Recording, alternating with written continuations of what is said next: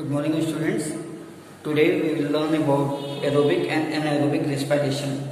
Earlier we have studied about what is respiration and what is the fate of respiration, where glucose is converted into pyruvic acid, and the pyruvic acid is again converted in the three steps, like in the presence of oxygen, in the absence of oxygen, and in insufficient amount of oxygen.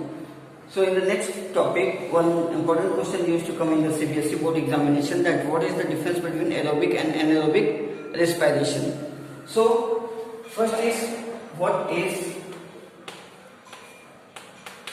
aerobic? Aerobic means in presence of oxygen. So in presence of oxygen, oxygen is needed for the aerobic respiration, in which we inhale oxygen. The second one is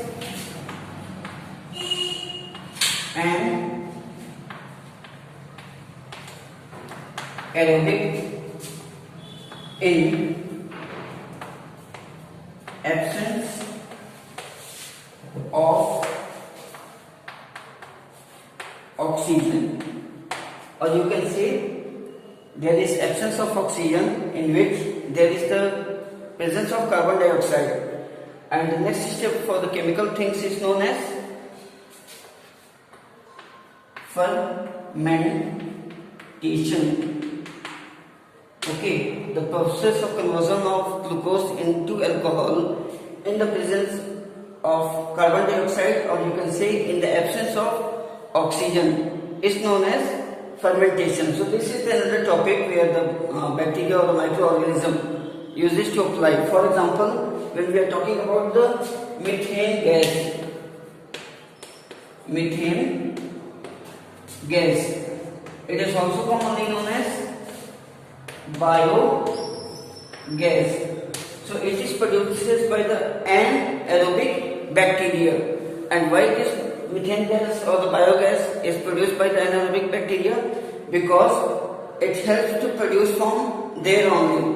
When anaerobic bacteria will be present there will be the process of fermentation, and during the process of fermentation there will be the production of the methane gas or the biogas, or you can say it is the gobar gas also.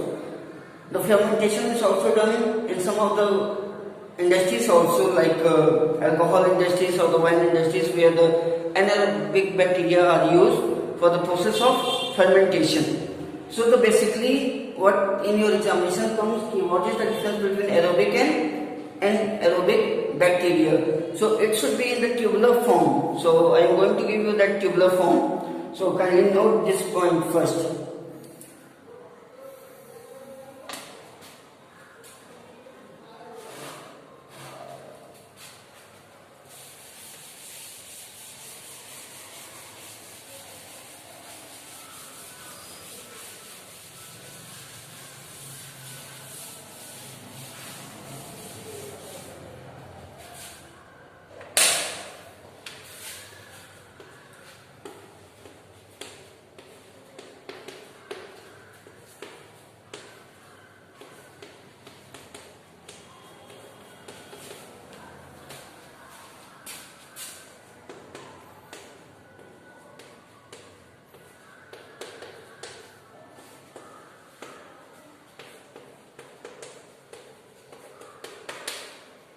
So this is the tubular form.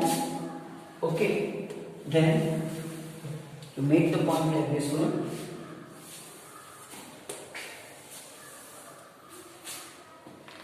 okay. So first point, presence of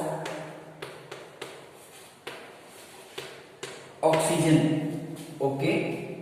B,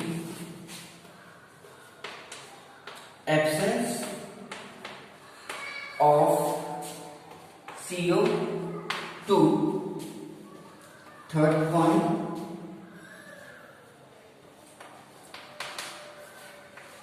higher energy in form of ATP, and that is 38. Okay, and the last one, 686 kilocalorie joule energy. So come to the anaerobic points. So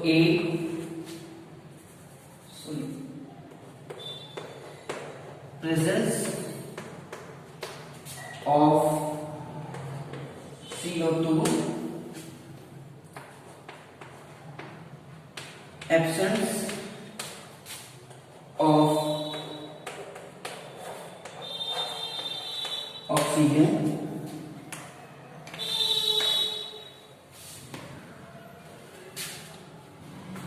low energy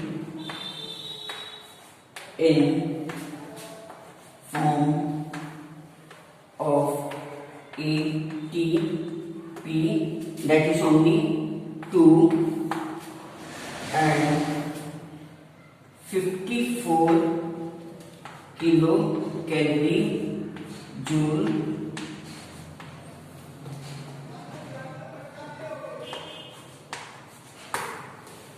energy. So these are the 4 points which we have to study. So the first one is in the aerobic respiration, presence of oxygen; in anaerobic, presence of carbon dioxide. Again, in aerobic respiration, absence of carbon dioxide. Here, absence of oxygen. Then, in aerobic respiration, higher energy in form of ATP, and that molecules will be, the total amount of ATP will be 38 ATP molecules produced during the aerobic respiration. And the last one is, there is the production of 686 kilocalorie joule of energy. When we are coming to the anaerobic points, so presence of carbon dioxide, then absence of oxygen, then low energy in the form of ATP, and that is only the 2 ATP molecules will be produced during anaerobic respiration, and the same as there will be the 54 kilocalorie joule of energy will be produced during the anaerobic respiration. So kindly note down this in your copy, and only this much is about your class. In the next class we will study about the respiration in human beings. So how the human beings respiratory system works. So there are some of the essential organs which are related to your respiration. For example, your nostril, then epiglottis, then trachea, then bronchus, bronchioles, alveoli, and especially the lungs. So in the next class we will study about the human respiratory system. Kindly note this one, and thank you very much.